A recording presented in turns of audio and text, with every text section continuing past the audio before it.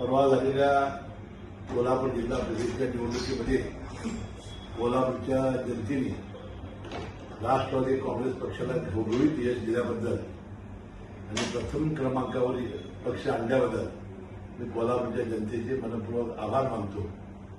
आणि हा जो विजय झालेला आहे तो स्वर्गीय आमचे नेते अजितदादा पवार यांच्या चरणी मी अर्पण करतो. आज हे बघायला माझे नेते अजितदादा हयात असते तर मला फार मोठा आनंद झाला असता. बंधू भगिनींनो, या निवडणुकीमध्ये कार्यकर्त्यांनी विशेषतः राष्ट्रवादी काँग्रेस पक्षाने मित्र पक्षाच्या प्रचंड मेहनत घेतली. हाडाची काढायला रक्ताचं पाणी त्यांनी केलं, यावर त्यांचं मनपूर्वक मी आभार मानतो, त्यांना धन्यवाद देतो. आणि पुन्हा एकदा सर्वच विजयी जिल्हा परिषदेच्या सदस्यांचं मनपूर्वक अभिनंदन करतो आणि त्यांना धन्यवाद देतो. जय हिंद, जय महाराष्ट्र.